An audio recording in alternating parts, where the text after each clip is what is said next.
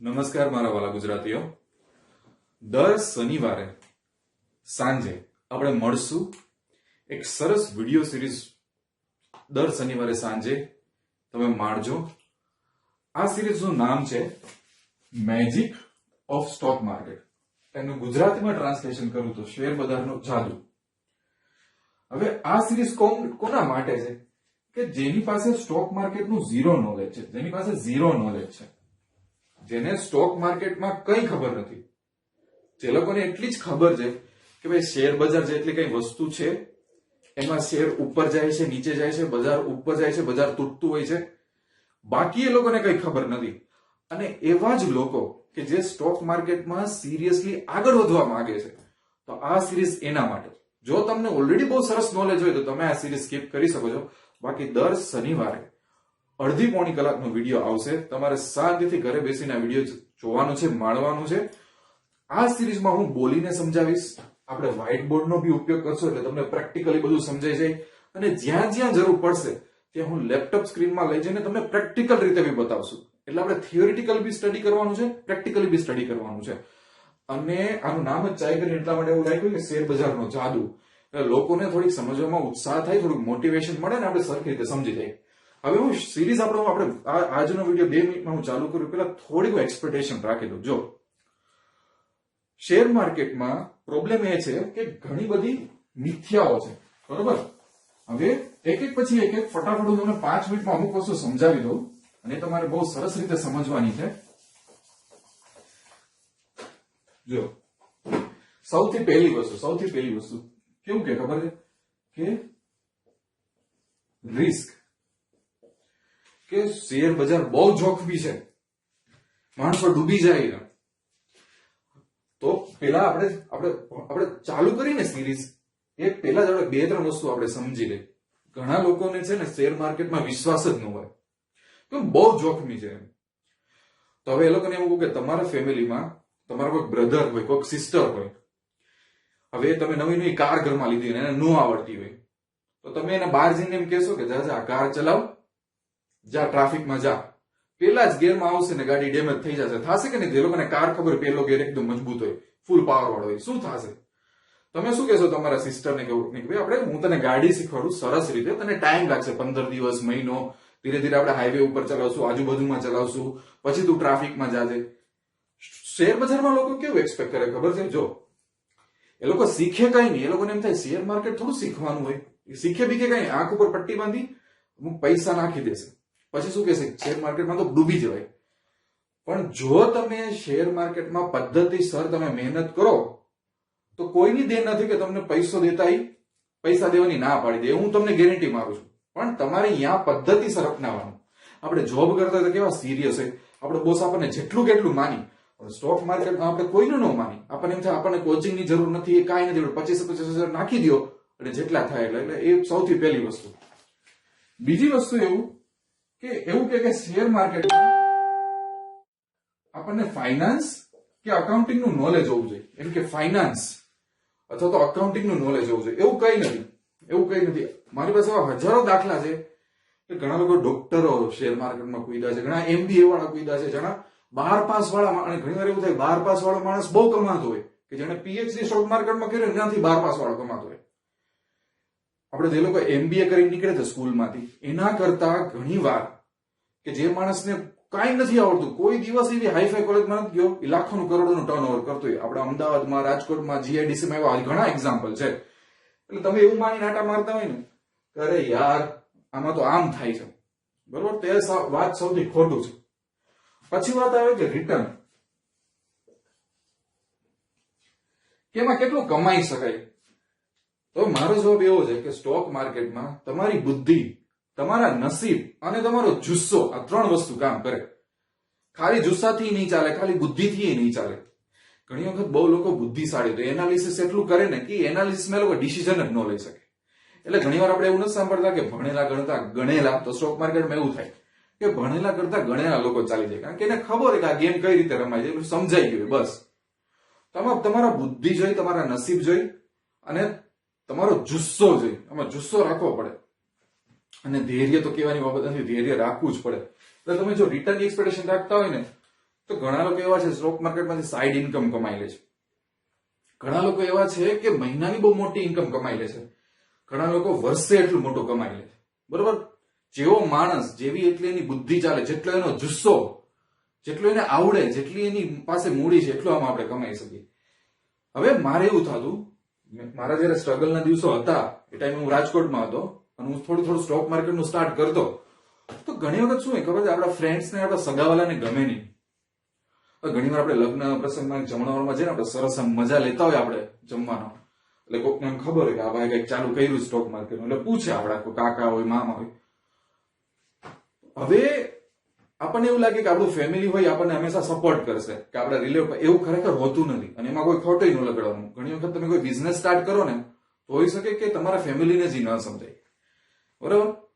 તો ઘણી વખત સગાવાલા ક્વેશ્ચન કરે, ઠીક છે સ્ટોક માર્કેટ, અમુક વર્ષો પછી હું આગળ આવી ગયું તો એ જ સગાવાલા શું કરે કે અપોઇન્ટમેન્ટ આપો ને તમારા ઘરે આવજો, અમારા પૈસા કઈક રોકવા છે. એટલે સમય બદલતા વાર નથી લાગતી. તો હું તમને એ બી શીખવાડીશ કે સગાવાલા હારે કઈ રીતે આપણે ડીલ કરવાનું, ફ્રેન્ડ સાથે કઈ રીતે. અમુક ત્યારે ફ્રેન્ડ નહીં નહોતું ગયું અને જેમ જેમ હું આગળ આવતો ગયો ને ઘણાને નહોતું ગમતું.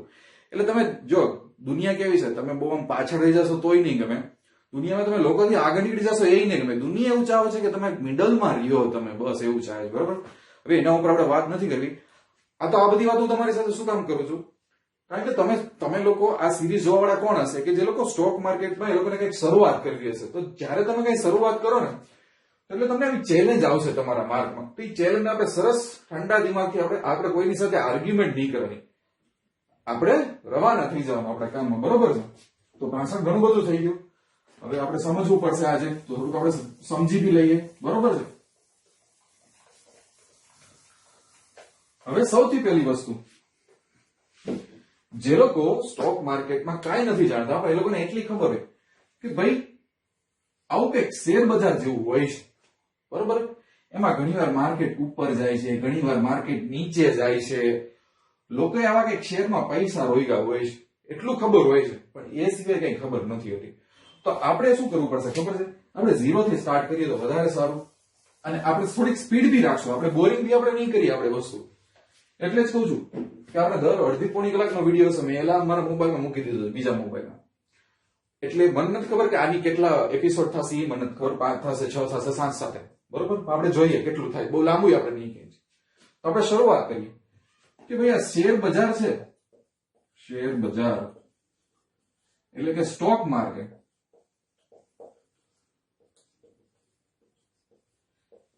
એ ખરેખર શું છે, ખરેખર આપણે સમજીએ તો બહુ સિમ્પલ વસ્તુ છે. સાંભળજો, બહુ સરળ વસ્તુ છે. એને ચાય કરીને આને બહુ ડિફિકલ્ટ બનાવવામાં આવ્યું છે. ચાય કરીને તમે સીએનબીસી ટીવી 18 ને ઝી ન્યૂઝ ને છાપું વાંચતો હોય તો જે લોકોને ખબર છે સ્ટોક માર્કેટ તો મતલબ ખાલી સાયન્ટિસ્ટોનું જ કામ છે, એવું નથી. એમ કરી અને નાના માણસની અંદર આવા નથી દેતા. બરોબર છે? હવે તમે તમારા ઘરમાંથી કોઈ પણ જગ્યાએ ફ્રૂટ માર્કેટમાં ગયા હશો કે નહીં ગયા હોય? બરોબર? શાકભાજી, ફળ ફ્રૂટ લેવા, તો અહીંયા શું થતું હોય? ફળ ફ્રૂટ વેચાતા હોય, કોઈક લેવા વાળું, કોઈક વેચવા વાળું હોય. તો સ્ટોક માર્કેટ શું છે? જ્યાં શેર લેવાતા હોય, વેચાતા હોય. તો ફળ ફ્રૂટ હોય, ફળ ફ્રૂટ શાકભાજી એ અને શેર બજારના માર્કેટમાં કોઈ ફરક નથી, બધું સેમ જ છે. આને ખાલી આપણે અઘરું માની લઈએ છીએ અને આને આપણે સહેલું માની લઈએ છીએ, બાકી કઈ નહીં. મસાલાના માર્કેટમાં જાઓ તો ત્યાં શું હોય?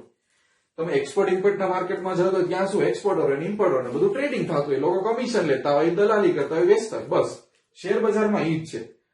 શેર બજાર એટલે કે જ્યાં સ્ટોક એટલે શેર વેચાતા હોય. બરોબર છે? હવે આટલું ક્લિયર થઈ ગયું તમને? હવે થોડુંક આગળ વધીએ, આપણે સ્ટેપ બાય સ્ટેપ આગળ વધશું ને બધું વસ્તુ આપણે છે ને ફંડામેન્ટલી સરસ સમજી લેશું આપણા મગજમાં. કારણ કે આપણે છે ને, જો મારું કેવું છે, હું મારી જાતને હું ટીચર નથી માનતો, હું કોચ માનું છું. એટલે હું ઘણી વાર અમુક કડવી વાતો કરીએ. ટીચર કેવાય ખબર? અમુક તમે યુટ્યુબમાં કે બીજે વિડીયો જોશો ને તમને કહું યાર મજા આવી ગઈ, મને તો આજે સ્ટોક મતલબ મજા આવી ગઈ, પણ એ ખાલી મજા જ આવશે, એમાંથી ક્યારેય પ્રોફિટ નહીં બને. ટીચર અને કોચમાં બહુ મોટો, હું ઘણી વાર કડવી વાત બી કહીશ, તમને નહીં ગમે ને તો. કારણ કે કોચ હોય ને, કોચ એ ધારો કે તમારી આંગળી પકડવા ન આવે, ઘણી વાર તમે ખાડામાં ધક્કો મારીને એમ કે તું જાતે બહાર આવ. એટલે આપણે છે ને, મારી જે સમજાવવાની પદ્ધતિ છે, પૈસા તો બનેગા નહીં, મારી પદ્ધતિ ટીચર જેવી નથી. મારે ક્યારેય લાઈફમાં ટીચર નથી બનવું, મારે કોચ બનવું છે. કોચ જ તમને નેક્સ્ટ સ્ટેજમાં લઈ જાય. ટીચર તમને કોઈ જ ન લઈ જાય. ટીચર કોણ હોય? કે જે MBA કોલેજમાં બેઠો હોય તમને ભણાવતો હોય. કોચ કોણ હોય કે તમે કાલ સવારે બેંક આખી ખોલો, કોઈ કંપની ખોલો, તેમાં તમારે કોચની જરૂર પડે, બરોબર? એટલે આપણે 100 માંથી 100 નથી લાવવા. મારે એવું નથી કરવું કે તમને સ્ટોક માર્કેટમાં 100 માંથી 100 આવી જાય. ના, આપણે એવું નથી જોતું. આપણે એવું જોઈએ છે કે આપણા ઘરમાં પ્રોફિટ આવે ને ઇન્કમ આવે. સમજાય છે? આ વાત સમજો, હું જે કહેવા માંગુ છું ને એ, બરોબર? આ કોઈ નહીં સમજાવે તમને. હવે આપણે આગળ વધીએ. આ બધી વાતો થઈ ગઈ. વચમાં હું થોડું ભાષણ કરતો રહીશ. અમુક લોકોને ખરાબ લાગે, પણ મારી એવી આદત છે, તો સહન કરી લેજો, બરોબર? હવે શેર શું છે? શેર માર્કેટમાં એ તો ખબર પડે નહીં, પણ આ શેર શું છે? હોય ને, રિલાયન્સ ના શેર લીધા, ટાટા ના શેર લીધા, બરોબર છે? હવે માની લ્યો કે અત્યારે રિલાયન્સ ની વાત કરીએ. રિલાયન્સ નો અત્યારનો શેર 1900-2000 ની આસપાસ ચાલે. મેં ખાલી અત્યારે સમજવા માટે 2000 રૂપિયા લખીને માર્કેટમાં સમજી લો. થોડું આગળ પાછળ હશે, પણ એની હું ચિંતા કરતો નથી. રિલાયન્સ ઇન્ડસ્ટ્રીઝના શેરની વાત કરું તો 2000 નો શેર છે. હવે 2000 નો શેર એટલે શું? ઘણા લોકોને ઈ જ નહીં સમજાતું હોય. તો એના માટે મારે થોડું તમને ડિટેલમાં સમજાવવું પડશે. સમજી લો કે જે રિલાયન્સના ફાઉન્ડર છે ધીરુભાઈ, મુકેશભાઈ જે હતા, એના બિઝનેસ ધ્યાનમાં આવ્યો કે આવું કરવા જેવું છે, આપણે રિફાઇનરી નાખવા જેવી છે ભાઈ, આમાંથી પૈસા મળે. તો જ્યારે અમુક સગાવાલા ફ્રેન્ડ પાસે ગયા છે તો અમુક પૈસા ઉઘરાવ્યા છે. તો ઉઘરાવેલા પૈસા અમુક હશે, રાઈટ? અમુક હશે, પણ એટલા ઇનફ ના હોય તો કાલ સવારે તમે એમ કહો કે આપણે તો રાજકોટમાં ચા બહુ વેચે છે, આપણે અમદાવાદમાં ચા વેચવી છે, એટલે અમદાવાદમાં લાખો રૂપિયાની માણસો ચા ને ગાંઠિયા ખાઈ જાય, બરોબર છે? તો તમે કાલ સવારે તમારા ફ્રેન્ડને એવું કહો કે ભાઈ પૈસા ભેગા કરવા છે, તો તમારા ફ્રેન્ડ ને તમારા રિલેટિવ કેટલા પૈસા આપશે? ઘણી વાર તો અમુક ફ્રેન્ડ ને અમુક તો રિલેટિવ તમને પૈસા નહીં આપે, બીજા લોકોને આપ્યો હશે પણ તમને નહીં આપે, બરોબર? તમને એવું થાય કે રિલાયન્સ બહુ સક્સેસ ગયો છે, આપણે આવું જ કરીએ તો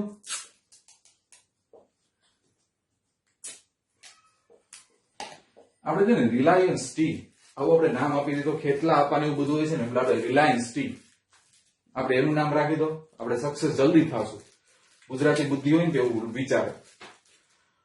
ઓકે, તો તમે આમાં મોટો બિઝનેસ કરવા માંગતા હોય તો જે તમારા જે સગાવાલા અને ફ્રેન્ડ છે એ તમને જે મૂડી આપે એટલી ઇનફ નથી તમારા માટે. તો તમે શું કરો ખબર છે? તમે માર્કેટમાં ટ્રાય કરો કે તમે માર્કેટમાં આવો અને તમે આખા ઇન્ડિયામાં એવું કહો કે ભાઈ મારે તો આ ચાનો ધંધો છે, મારા ધંધો આખા ઇન્ડિયામાં ફેલાવો છે, એના માટે મારે 100 કરોડ રૂપિયા જોઈએ. 100 કરોડ રૂપિયા, બરોબર? હું તો અમદાવાદમાં જે લોકો પૌવા વેચે છે ને એ લોકો કરોડો કમાઈ જાય છે, ગાંઠિયા વાળા કમાઈ જાય છે, ચા વાળો તો બહુ વધારે કમાશે. મેં તો 100 કરોડ ઓછા લઈ ગયા. તો 100 કરોડ ઉઘરાવવા માટે એ માર્કેટમાંથી મૂડી ઉઠાવવાની ટ્રાય કરે. અને જયારે મૂડી ઉઠાવે ને દોસ્તો, તો રાજકોટમાં કોઈક બેઠેલું, અમદાવાદમાં કોઈક બેઠેલું, જામનગરમાં કોઈક બેઠેલું, પંજાબમાં કોઈક બેઠેલું હોય, કોઈક દિલ્હીમાં બેઠેલું હોય, બરોબર છે? એની પાસેથી મૂડી ઉઠાવશે, બરોબર? હા કે ના? કોઈક માણસ 5000 રૂપિયા આપશે, કોઈક માણસ 50000 આપશે, કોઈક 5 લાખ આપશે, કોઈક ખાલી 500 બી આપે કે ન આપે? અને નવો ધંધો શરૂ કર્યો હોય, બરોબર?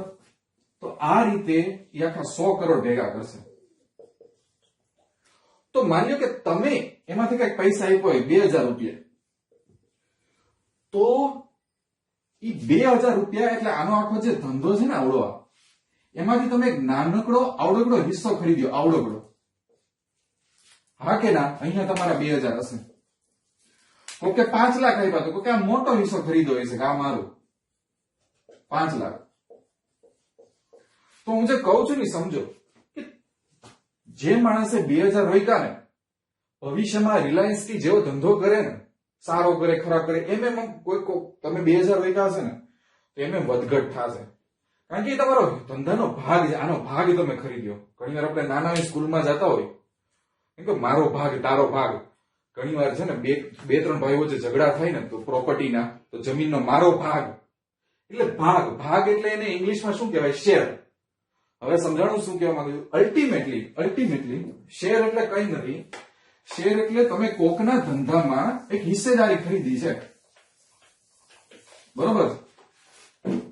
માની લો કે તમે આ ધંધામાં 5000 રૂપિયાની હિસ્સેદારી ખરીદી, બરોબર, અને એ માણસ એમ કે મારો શેર 100 રૂપિયાનો, બરોબર, તો તમારી પાસે 50 શેર હશે. હવે જેમ જેમ આ ચાવાળાનો બિઝનેસ જાય તો કોઈક વાર સારો જશે, કોઈક વાર થોડોક ખરાબ હશે, કોઈક વાર બહુ સારો હશે, કોઈક વાર બહુ ખરાબ હશે, આમ થશે. તો જે પ્રમાણે એનું પરફોર્મન્સ હોય ને, તમારા ઘરમાં 5000 હોય તો વધીને 8000 થઈ જશે, ખરાબ દિવસ હોય તો પાછા 6000 થઈ જશે, વળી 14000 આવી જશે, એકના ડબલ થઈ જશે, વળી 14000 ના માની લો કે 9000 થઈ જશે, વળી 20000 થઈ જશે. તો તમે એક ટાઈમે કયો કે ભાઈ આ ભાઈએ છે ને 2015 માં મારી પાસે પૈસા માંગ્યા હતા રિલાયન્સ ટી વાળા, મેં એમાં રોક્યા હતા, મેં આપણે રોકાણ કર્યું હતું 5000 નું. હવે 6-7 વર્ષ વયા ગયા, 2020 આવી ગયું, બરોબર, મારા તો એમાં 20000 રૂપિયા બોલે છે. એટલે બિઝનેસ 4 ગણો વધી ગયો, બહુ સારો હતો. એક પછી એક આની બ્રાન્ચ ખુલે છે આખા ગુજરાતમાં, ગુજરાતની બહાર જાય છે. તો હકીકતમાં શેર એટલે થાય શું, કોઈ પણ બિઝનેસ હોય ને એનો નાનો મોટો હિસ્સો એટલે આપણે શેર કહેવાય. અને શેર ઘણા લોકો પછી ક્વેશ્ચન થાય કે આ શેર છે, શેર એ વધઘટ કેમ થતું હોય છે? તો તમે જ વિચાર્યું ને, બહુ સરસ આન્સર છે એનો. માની લો કે તમે આ રિલાયન્સ ટી માં ઇન્વેસ્ટ કર્યું હોય, તમે આ રિલાયન્સ ટી ના બિઝનેસમાં ઇન્વેસ્ટ કર્યું હોય, પછી માણસ કેવું પરફોર્મ કરે છે ચાના ધંધામાં, એ તમારા 5000 રૂપિયામાં અસર કરશે. કાં તો 5000 રૂપિયા આમ વધશે ને કાં તો ઘટશે. એટલે માર્કેટમાં લોકો રિલાયન્સ નો શેર જોતા હોય, ટીસીએસ જોતા હોય, ડીમાર્ટ નો શેર જોતા હોય, ડાબર નો જોતા હોય, અલગ અલગ બધી વસ્તુ જોતા હોય. બધા રિલાયન્સ શું કરતા હોય, ઓઇલ ના બિઝનેસ હોય, ટીસીએસ, ઇન્ફોસિસ બધા ટેકનોલોજી ના, અંતે તો શું હોય, કઈક ને કઈક બિઝનેસ કરતા હોય, એનું શેર હોય. બરોબર, આટલું સમજાઈ ગયું? તો હંમેશા કોઈ તમને પૂછે કે સ્ટોક એટલે શું, શેર એટલે શું, તો કોઈ પણ બિઝનેસ છે એની હિસ્સેદારી, તમે એના ઓનર કહેવાય એટલા પૂરતા. બરોબર છે? આપણે આઈપીઓ ની બધું કન્સેપ્ટ આવશે ડિટેલમાં આપણે પડશું, અત્યારે તમને આટલી વસ્તુ આવડી ગઈ. બરોબર છે?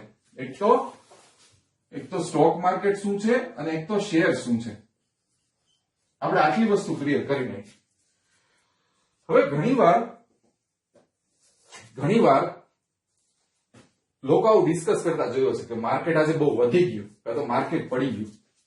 એટલે એ વાત કરે છે સેન્સેક્સ અને નિફ્ટીની, બરોબર. પણ આ સમજતા પહેલા ઘણાને એમ થાય કે સર માર્કેટ પડી ગયું, માર્કેટ વધી ગયું એટલે શું? પણ આ સમજતા પહેલા આપણે અમુક વસ્તુ સમજવી પડશે. એ શું? તમને જો શેર સમજાઈ ગયું, બરોબર છે. હવે જે આ શેર છે 2000 નો, 1000 નો, બરોબર છે, એ કોણ બહાર પાડી શકે? તો એને કહેવાય પબ્લિક કંપની. જાહેર કંપની આપણે કહીએ ને ગુજરાતીમાં, પબ્લિક કંપની. પ્રાઇવેટ કંપની હોય ને, પ્રાઇવેટ કંપની, એ શેર બહાર ના પાડી શકે. પ્રાઇવેટ એટલે મારી બુદ્ધિ ચાલતો હોય, મારો એક ટેકનોલોજીનો બિઝનેસ હોય ને, મારી પાસે 7-8 રોકાણકારો હોય, અને મને એવું લાગતું હોય કે મારે મૂડીની તો જરૂર છે, પણ મારે જાહેર જનતા પાસેથી મૂડી નથી લેવી. કારણ કે જાહેર જનતા પાસે મૂડી લઈશ ને એટલે મારે બધું એ લોકોને ઇન્ફોર્મ કરવું પડશે. મારે એવું બધું માથાકૂટ નથી જોતું, મારા ડિસિઝન જોઈએ છે. તો હું શું કહું કે મારે તો પ્રાઇવેટ કંપની, આપણે મોટા માથાને પકડશો, આપણે પબ્લિકમાં નથી જવું. એને કહેવાય પ્રાઇવેટ કંપની, કે પોતાના પૂરતું બધું રાખ્યું, પોતાને બધા ડિસિઝન લેવા. જેવી તમે પબ્લિક કંપની થાય ને એટલે તમારે બહુ મોટી માથાકૂટ બધી, બહુ ઘણા બધા તમારે જવાબ આપવા પડે. એટલે શેર હોય ને માર્કેટમાં, એ બધા પબ્લિક કંપની ના જોઈએ, પ્રાઇવેટ કંપનીની અત્યારે વાત નથી કરતા. એ વસ્તુ આખી અલગ થઈ ગઈ, એને આપણે કાંઈ અત્યારે લેવા દેવા નથી. એટલે શેર હંમેશા પબ્લિક કંપનીના આપણે હોય એ વાત કરીએ, બરોબર છે. હવે માર્કેટમાં જ્યારે કોઈ કંપનીને પૈસા લેવા હોય, કે ટીસીએસ ને હજી 300 કરોડની જરૂર છે, નવી એક કંપની આવે છે એને આટલા કરોડની જરૂર છે, તો એ લોકો માર્કેટમાં આવે ને, તો આપણી પાસે એક ઓથોરિટી છે, એને કહેવાય SEBI, security and exchange board of India. જો માર્કેટમાં બધું થતું હોય તેમાં કોક તો આમ ધ્યાન રાખવા જેવું હોય ને, કે એમને બધું ચલાવવા દેવાનું. તો રિલાયન્સ ટી વાળો આવીને એમ કે મારે 100 કરોડ રૂપિયા છે, તો એ એડવર્ટાઇઝમેન્ટ ડાયરેક્ટ છાપવામાં મળે એવું ચાલે? એમ નહીં. એને 100 કરોડ રૂપિયા જતો હોય, ઘણું બધું પ્રૂવ કરવું પડે કે ભાઈ તું કેટલા વર્ષથી બિઝનેસ કરે છે, કેટલો નફો થાય છે, કેટલી ખોટ થાય છે, તારી પાસે મિલકત કેટલી છે, તારે કેટલી લોન, બધું એને બધા રિપોર્ટ બનાવવા પડે અને આપવા પડે. આ બધું ચકાસે, ક્વેશ્ચન કરે, પછી અપ્રૂવ કરે ને તો માર્કેટમાં એડ મૂકી શકે કે ભાઈ અને બહુ મોટા એને ડોક્યુમેન્ટ મૂકવા પડે. હવે એને એ બધી આઈપીઓ ની પ્રોસિજર કહેવાય. શું કહેવાય કે એને આઈપીઓ લાવવો છે. આઈપીઓ ને શું કહેવાય? Initial public offering.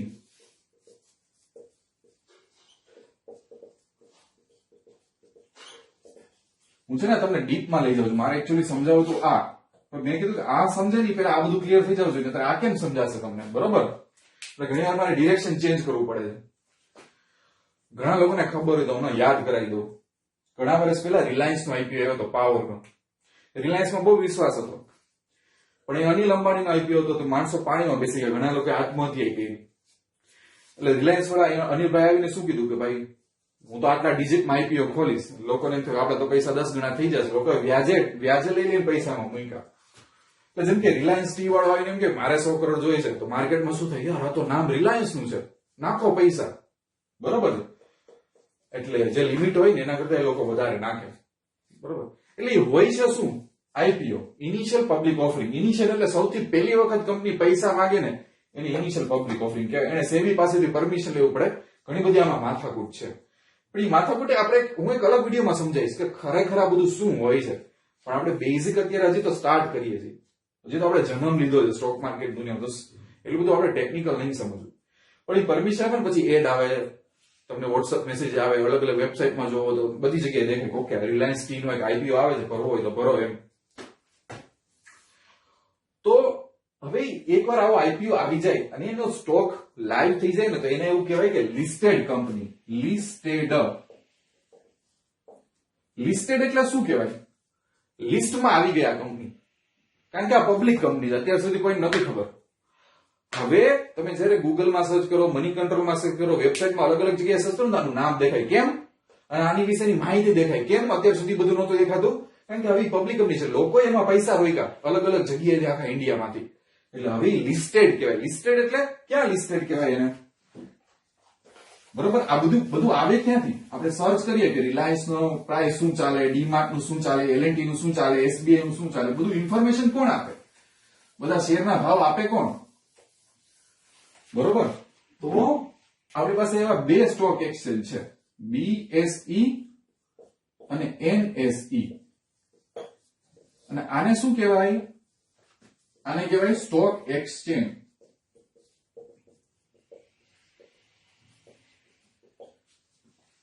શેર બજારની વાત કરીએ, આપણે લે વેચ કરવું છે. મારે લેવા છે શેર, તમારે વેચવા છે. રિલાયન્સ ટી વાળાએ 100 કરોડના શેર માર્કેટમાંથી મગાવવા છે. આવું તો કેટલું થતું હોય. તો અહીંયા આવે સેબી. સેબી એમ કે ખબરદાર, બધું રૂલ પ્રમાણે થવું જોઈએ ભાઈ. જે કઈ કરો ને રૂલ પ્રમાણે. પણ બધું કરે કોણ? આટલું બધું મોટું બધું ટ્રેડિંગ કોણ કરે? આખા દિવસમાં કેટલા શેર લેવાતા હોય, વેચાતા હોય, કોણ કરે? એ બધી ફેસિલિટી આપે સ્ટોક એક્સચેન્જ. માન લો કે તમે ખેડૂત છો, તમે પાક લઈને બધી માર્કેટમાં જાઓ ને, ઓલી બધી માર્કેટિંગ યાર્ડમાં, એપીએમસી ની માર્કેટમાં, તો અહીંયા બધું કરાવે કોણ? બધું એવી જ રીતના તમે સ્ટોક માર્કેટમાં શેરની લે વેચ કરો, પૈસા ઉઘરાવો, તો સ્ટોક એક્સચેન્જ. આપણી પાસે બે સ્ટોક એક્સચેન્જ છે. આમ તો નાના મોટા 2-3 છે, પણ અત્યારે આપણે આની વાત કરીએ. એક તો બીએસઈ ને એક તો એનએસઈ. બીએસઈ એટલે બોમ્બે સ્ટોક એક્સચેન્જ અને એનએસઈ એટલે નેશનલ સ્ટોક એક્સચેન્જ. બરોબર. આ બે એક્સચેન્જ છે કે જે બધી આપણી અર્થવ્યવસ્થામાં કંપનીઓના શેર હોય ને, પ્રાઇવેટ કંપનીમાંથી પબ્લિક કંપની થાય, પછી ગવર્મેન્ટને બોન્ડમાં હેલ્પ કરે, ઘણી બધી વસ્તુઓમાં, ફાઇનાન્શિયલ વસ્તુમાં સ્ટોક એક્સચેન્જ મદદરૂપ કરે. અને પછી ત્યારે તમે રિલાયન્સ નો શેર ગોતો ને ગૂગલમાં કે ગમે ત્યાં, કે ડીમાર્ટ કે એલએનટી કે એસબીઆઈ કે આઈસીઆઈસી બેંક, એની બધી ઇન્ફોર્મેશન આપે કોણ? આ બે. અને ઘણી વખત કંપની પોતે એવું કરે, રિલાયન્સ ટી વાળો હોય ને એવું કરીએ કે આપણે આપણા શેર ક્યાં હોવા જોઈએ? એનએસઈ માં. આપણે બીએસઈ માં નથી રાખવા. કાયમ કે બેયમાં રાખો, આવું તમને ચોઈસ મળે. બરોબર. હવે જેમ કે બહુ કોઈક મોટો ખેડૂત છે, એ શું કે આપણે કામ કરે, આપણે ગુજરાતમાં માલ વેચો છે ને પંજાબમાં વેચો છે, સમજાય છે? હવે ઘણી મોટી બાલાજી વેફર છે, હવે ધીરે ધીરે બીજા સ્ટેટમાં જાય છે. હમણાં એક લેટેસ્ટ ન્યૂઝ હતા કે હજી બીજા સ્ટેટમાં જાય છે. તો એના જેવું થયું કે તમારે ક્યાં અવેલેબલ કરવા તમારા સ્ટોક, કયા સ્ટોક એક્સચેન્જ ઉપર? આમાં હવે બીએસઈ અને એનએસઈ. બીએસઈ એટલે બોમ્બે સ્ટોક એક્સચેન્જ, એનએસઈ એટલે નેશનલ સ્ટોક એક્સચેન્જ. હવે આ સ્ટોક એક્સચેન્જ ઉપર કોની નજર હોય? સેબીની. એટલે સેબી છે ને, SEBI security exchange board of UK બધા ઉપર નજર રાખે, બધાને પનિશમેન્ટ કરી શકે, બરોબર છે. હવે આ બધું હું શું કામ કહું છું, પ્રેક્ટિકલી તમે જયારે ટ્રેડિંગ કરશો, ઇન્વેસ્ટ કરશો, ત્યારે બહુ આ વસ્તુનો ફરક નથી પડવાનો, બહુ નહીં, પણ ક્યાંક અમુક વખતે ડિસિઝન લેતા ટાઈમે તમને આ બધી વસ્તુ ખબર હોવી જોઈએ કે હું ટ્રેડ કરું, હું બીએસસી માં કરું, એનએસસી માં કરું, ક્યાં શું થાય, કેમ થાય, આ બધી વસ્તુ આ બધી ઘણા લોકોને ખબર નથી હોતી. આપણે પાયાથી શીખીએ છીએ, એટલે મેં તમને કન્સેપ્ટ સમજાવ્યા. અને અમુક વિડીયોના પછી આવતા રહેશે જેમાં હું આઈપીઓ ના, બીએસસી, એનએસસી નું બહુ ડિટેલમાં નોલેજ આપીશ. અત્યારે આપણે ખાલી બધું ટચ બેઝ કરીએ છીએ, આપણે એમાં પીએચડી નથી કરી, બરોબર. તો ધીરે ધીરે મેં તમને સેબી સમજાવી દીધું કે એક ઓથોરિટી છે, ધીરે ધીરે મેં તમને સ્ટોક એક્સચેન્જ સમજાવી દીધું કે બધા વ્યવહારોને ફેસિલિટેટ કરે છે સ્ટોક એક્સચેન્જ, કે બધી કંપનીઓને પૈસા ઉઘરાવવા હોય, પૈસા ઉઘરાવી લે પછી પ્રાઇસની બધી ઇન્ફોર્મેશન આપે, આ બધું કોણ કરે છે, બીએસસી અને એનએસસી કરશે પહેલા, બરોબર છે. તો હવે આટલું ક્લિયર થઈ ગયું તમને લોકોને? જો આપણે સ્ટોક માર્કેટ શું છે એ સમજી લીધું, આપણે શેર સમજી લીધો, પછી આપણે આ બીએસસી એનએસસી સમજી લીધું, એટલે કે સ્ટોક એક્સચેન્જ સમજી લીધા, આપણે સેબી સમજી લીધું, આપણે થોડીક આઈપીઓ ની વસ્તુ સમજી લીધી, થોડુંક સમજી લીધું, બરોબર. આટલા કોન્સેપ્ટ અત્યારે ક્લિયર થઈ ગયા. આઈ હોપ કે આમાં તમને કોઈ ડાઉટ નહીં હોય. હવે થોડાક આગળ વધીએ આપણે. ઘણી વખત તમે એવું સાંભળ્યું હશે કે ઘણા લોકો ટ્રેડિંગ કરતા હોય, ટ્રેડિંગ, બરોબર છે. હવે કોઈ માણસ અત્યારે રાજકોટમાં બેઠો છે, આ માણસ હવે એને ટ્રેડિંગ કરવું છે સ્ટોકમાં, તો આમાં આપણને બ્રોકરની જરૂર પડે વચ્ચે. સ્ટોક એક્સચેન્જ છે ને, સ્ટોક એક્સચેન્જ એ ખાલી ફેસિલિટી આપે છે, એને આ બધી નાની મોટી વસ્તુમાં ઇન્ટરેસ્ટ નથી. એ તો એમ કે છે કે સેબી અમને જે કે ને એ બધું અમે ફોલો કરશું, જ્યારે કોઈને પૈસા ઉઘરાવા છે, કોઈને પૈસા ચૂકવવા છે, બધા મોટા મોટા વ્યવહારો અમે કરશું, અમે ટેકનોલોજી આપશું, અમે રિપોર્ટ આપશું, અમને આ બધી વસ્તુમાં ઇન્ટરેસ્ટ નથી. એટલે માર્કેટમાં રોકાણ કરવા માટે બ્રોકરની એન્ટ્રી આવે. એ બ્રોકર છે ને એ અલગ અલગ લોકો જે આખા ઇન્ડિયામાં બેઠા છે ને, અને એને જે શેર લેવેચ કરવા છે ને એના માટેનું પ્લેટફોર્મ પ્રોવાઈડ કરે અને એ લોકોને હેલ્પ કરે. એટલે માની લો કે મારું ડાયરેક્ટ કનેક્શન બ્રોકર સાથે છે, મને બીએસસી એનએસસી સાથે કઈ લેવા દેવા જ નથી. બીએસસી એનએસસી માટે આપણે એક્ઝિસ્ટ જ નથી કરતા. એ કોના માટે વધારે એક્ઝિસ્ટ કરે છે કે જે રિલાયન્સ વાળો આવ્યો ને અહીંયા, આ રિલાયન્સ ટી, તો ઈ છે ને સેબી નું માનશે, સેબીને માનીને બીએસસી એનએસસી પાસે જશે, બધી ફિલફિલમેન્ટ કરશે કે મારે તમારી આ લિસ્ટ થવું છે, મને લિસ્ટ કરવા દો, આઈપીઓ બહાર કાઢશે. ઈ આઈપીઓ નું નોલેજ આપણને બ્રોકરને આપશે, અને બ્રોકર આપણને કહેશે ચેતનભાઈ આઈપીઓ આવે છે, રોકાણ કરવું હોય તો તમારી બુદ્ધિ પ્રમાણે તમે કરજો. એટલે આપણું ડાયરેક્ટ કનેક્શન બ્રોકર સાથે છે, આપણું કનેક્શન બીએસસી એનએસસી સાથે નથી, નાના માણસોનું કનેક્શન નથી. હા, કાલે મારે એવું કેવું હોય કે પૈસા તો બને બહુ મોટી કંપની થશે તો મારે સેબી પાસે જવાનું, તો મારે આ બે પાસે જવાનું અને એના બધા ક્રાઇટેરિયા ફૂલફિલ કરવાના. પણ મારે ખાલી ટ્રેડિંગ ની ઇન્વેસ્ટમેન્ટ કરવું હોય તો બ્રોકર સિવાય હું આગળ જઈશ જ નહીં. મારે કોઈનું કામ જ નથી, એ લોકોનું મારું કામ નથી. સમજાય છે તમને? તો એટલા માટે હું તમને આ શું કામ સમજાવું છું કે ઘણા લોકોને ખબર નથી હોતું કે ભાઈ ક્યારે કોની આપણને જરૂર પડે ને કયા લેવલ સુધી આપણે એકબીજાને મળવાનું હોય, બરોબર છે. તો હકીકતમાં જોવા જઈએ તો આવું થયું ને કે સેબી છે, સેબી એ સૌથી ટોપમાં આવે, પછી અહીંયા ક્યાંક બીએસસી એનએસસી આવતું હશે,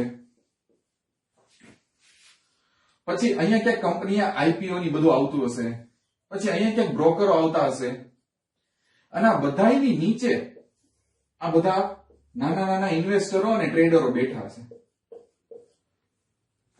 આપણી બ્રોકરની હારે રિલેશન, સેબી આ બધાને મેનેજ કરે. અહીંયા કોઈ કંપની આવે રિલાયન્સ જેવી, રિલાયન્સ ટી જેવી, તે કંપની સેબી પાસે વર્ક કરવાનું અને આની પાસે વર્ક કરવાનું, કારણ કે અહીંયા લિસ્ટ થવાના છે, આ સ્ટોક એક્સચેન્જમાં આવવાના છે, બરોબર છે. એટલે આની પાસે વર્ક કરવું પડે, આની પાસે. આપણે આનું કામ નથી, આપણે આનું કામ નથી, બરોબર છે. આપણે ખાલી બ્રોકર હારે કામ કરવાનું છે, અને બ્રોકરે આની હારે કામ કરવું પડે, સેબી હારે. અને ઘણી વખત હા બીએસસી એનએસસી હારે એ લોકોનું રોજ ચાલતું હોય, કારણ કે બ્રોકર તો સેબી તો બ્રોકરને રૂલ કહી દેશે કે ભાઈ જો આ અલાઉડ છે, આ અલાઉડ નથી, આ અલાઉડ છે, આ અલાઉડ નથી, આ કરવાનું છે, આ નથી કરવાનું. તો બ્રોકર કહેશે કોઈ વાંધો નહીં, હું એવી ટેકનોલોજી બનાવીશ કે આ બધા તમારા રૂલ ફોલો થઈ જશે, બરોબર, અને ટ્રેડ કરાવશે. એટલે આપણે છે એ સૌથી વધારે એલાર્મ વાગી ગયો છે, એટલે આપણો અત્યારે ટાઈમ થોડો પૂરો થઈ ગયો છે, પણ થોડુંક હું તમને સમજાવી દઉં. અને 30-35 મિનિટનો ટાઈમ શું કામ રાખ્યો કે બોરિંગ ન લાગે.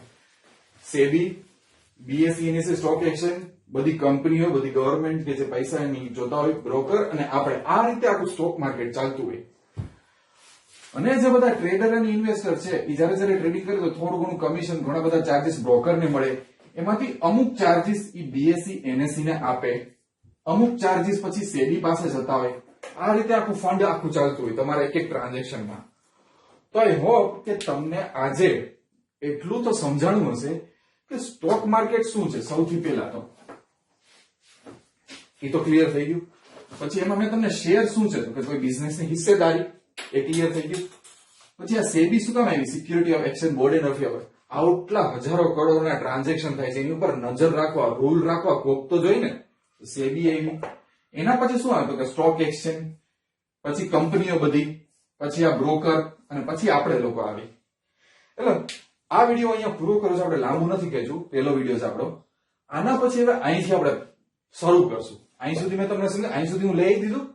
હું તમને આના પછીનું સમજાવીશ કે હવે આપણા માટે કેવી રીતના શેરના પ્રાઇસ જોવા, શું બધું જોવું, કઈ રીતે આપણે માર્કેટને ટ્રેક કરવું, સેન્સેક્સ શું છે, નિફ્ટી શું છે, ડીમેટ એકાઉન્ટ શું છે, ઇન્ટ્રાડે શું છે, બધું આમાં આવશે, બધું બેઝિક.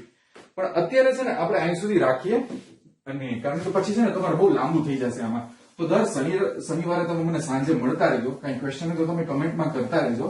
આપણે પૈસા તો બને હિન્દી ચેનલ છે, એમાં હિન્દીમાં આ જ વિડીયો આવશે. એટલે હિન્દી ચેનલ જોઈ તો જજો, પણ ગુજરાતી માટે મેં આ ખાસ ચાલુ કરેલી છે. આ ગુજરાતી માટેની જોજો. તો બસ હવે તમારી રજા લઉં છું અને મળશો બીજા વિડીયોમાં. ત્યાં સુધી I wish you lots of love and happiness. Thank you very much.